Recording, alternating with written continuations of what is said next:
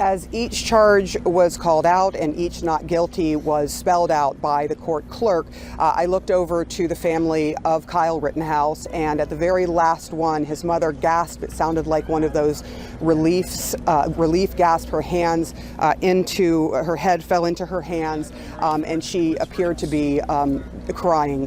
The verdict, obviously not guilty for her son, means he is a free man at 18 years old after being charged in a double homicide case with 5 different charges. And of course, the prosecution cannot retry this case. That would be double jeopardy. It means that he can go about his life. As for the others in the court, there were family members of those who were shot by Rittenhouse as well. We expect to hear from them. And on the steps of the court, as has been for every single day of this trial, the uncle of Jacob Blake, Justin Blake, has been standing there, and there have been crowds of people, up to about 24 people on any specific day.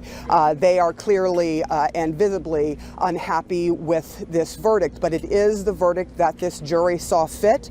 We learned a lot of things in this trial that we should sort of go over, and I was just kind of reviewing some of the things that we learned in the trial that were not necessarily public knowledge before that. One, there has been a lot of talk, especially by politicians, about where Rittenhouse was the night of this shooting, and it turned out he was already in Kenosha, that he had family here, including his father, that the gun was here in Kenosha. He did not bring that over state lines. It turned out during this trial that we learned that the gun that he had a hold of, he actually could legally possess, according to the judge and according to the law here, because of the measurements of the gun. Had it been shorter and a short-barreled gun, then it would have been illegal, but because it wasn't, the judge said that that needed to be thrown out, and indeed, that charge of a minor in possession of a gun illegally was thrown out in this case. The jury only looking at those who were injured, those who were endangered, and those who were killed the night in August that Rittenhouse ended up shooting people. We also learned that he was working here that night, that he had stayed over that night here, and we saw some video of, for example, Joseph Rosenbaum, the first person that he shot and killed. We saw drone video, high-resolution drone video, that did not come into this case until 5 days into this trial, and that is under contention. There was a mistrial requested because of both what the defense called prosecutorial overreach, and they said they were going to file about this video that appeared very late in the game, the high-resolution version of it. But now none of that matters. They're certainly not going to ask for a mistrial after their client has been acquitted in this case. But we did learn a lot of things from that video because it was very clear what was going on.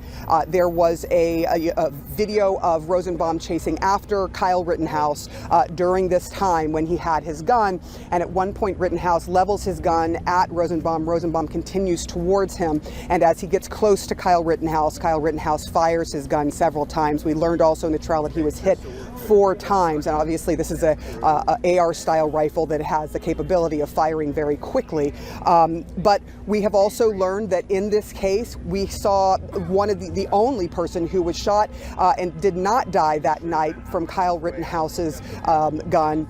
And we heard from Gage Grosskreutz, and this was a pivotal moment in the trial, hearing from the one defendant who was shot but survived Kyle Rittenhouse shooting at him. And he said that when asked whether or not Kyle Rittenhouse shot at him when his hands were up, he said no. And then he was asked by the defense, did you point your gun at Kyle Rittenhouse and then he shot you? And he said correct. That was a big moment for the jury for sure, because that could be self-defense, and that indeed is what the jury decided. When you go through each one, Anthony Huber, who was also shot before Grosskreutz, he had a skateboard and he attempted, and you can see on the video, hitting Kyle Rittenhouse. Now, the prosecution has maintained that they said that the people that chased after Kyle Rittenhouse after he killed Joseph Rosenbaum were simply doing so because they thought they had a mass shooter on their hands and were trying to stop him. But the jury clearly thought that in this case, after Kyle Rittenhouse tripped and fell and turned his gun and people started coming at him, that he was only defending his own life or from great bodily harm. And that is what they have decided.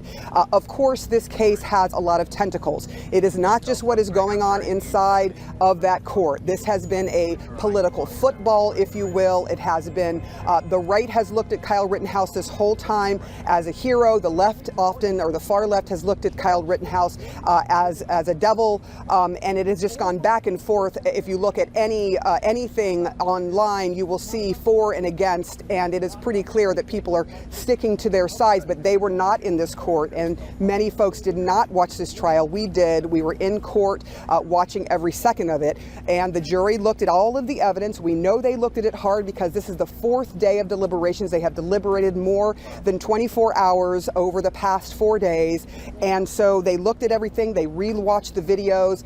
And really, when people talk about the star witness in a case, the star witness in this case, or the star evidence in this case, was the video.